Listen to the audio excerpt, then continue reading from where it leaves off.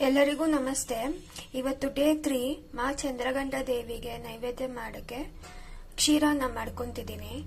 ಅದಕ್ಕೆ ಕಾಲ್ ಕಪ್ಪಷ್ಟು ಸಕ್ಕರೆ ತಗೊಂಡು ಈ ತರ ಫಸ್ಟ್ ಶುಗರ್ ಮುಳುಗಡೆ ಆಗೋಷ್ಟು ನೀರು ಹಾಕಿ ಕ್ಯಾರಮಲೈಸ್ ಮಾಡ್ಕೊಳ್ಳೋಣ. ನೋಡಿ, ಇಲ್ಲಿ ಥಿಕ್ಕಾಗಿ ಕ್ಯಾರಮಲೈಸ್ ಆಗಿದೆ. ಈ ಸ್ಟೇಜ್ ನಲ್ಲಿ ಬ್ಯಾಚ್ ಬೈ ಬ್ಯಾಚ್ ಹಾಲು ಇಕ್ಕೋಬೇಕು. ಈ ಹಾಲು ಯಾವತ್ತು ಗಟ್ಟಿ ಇರಬೇಕು. ಎಮ್ಮೆ ಹಾಲು ಇದ್ರೆ ಇನ್ನ ಒಳ್ಳೇದು. ಯಾವತ್ತು ಬ್ಯಾಚ್ ಬೈ ಬ್ಯಾಚ್ ಹಾಲು ಹಾಕೋಬೇಕು. ಫುಲ್ ಸಿಮ್ ಮಾಡಿ ಹಾಲು ಇಕ್ಕೊಳ್ಳೋಣ.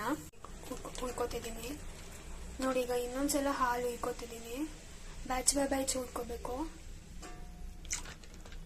ಹಾಲು ಕಾಯ್ತಿದೆ.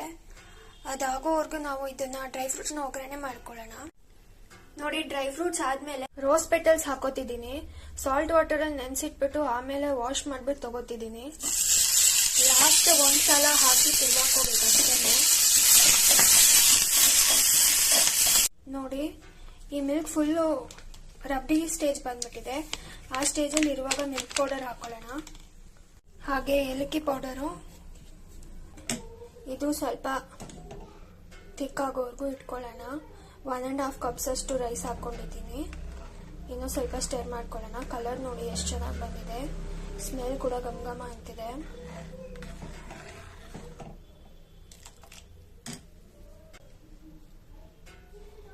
ಇದು ರೈಸ್ ಬಾಯ್ಲ್ ಮಾಡ್ತೀರಲ್ವಾ, ಅವಾಗ ಸಾಲ್ಟ್ ಹಾಕೋಬೇಡಿ.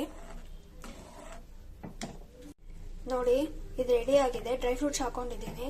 ನಮಗೆ ಕ್ವಾಂಟಿಟಿ ಆಫ್ ರೈಸ್ಗಿಂತ ಕ್ವಾಂಟಿಟಿ ಆಫ್ ಡ್ರೈ ಫ್ರೂಟ್ಸ್ ತುಂಬಾ ಇರಬೇಕು, ಇಲ್ಲಾಂದ್ರೆ ನಾವು ಮುಟ್ಟಕ್ಕೆ ಸಹ ಹೋಗಲ್ಲ. ಇದು ನೋಡಿ, ಫೈನಲ್ ಪ್ರಾಡಕ್ಟ್ ರೆಡಿ ಆಯ್ತು.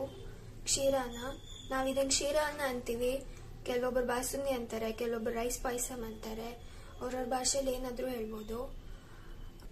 ಸೊ ಪ್ಲೀಸ್ ನನ್ನ ಚಾನಲ್ಗೆ ಲೈಕ್ ಅಂಡ್ ಸಬ್ಸ್ಕ್ರೈಬ್ ಮಾಡಿ. Thank you.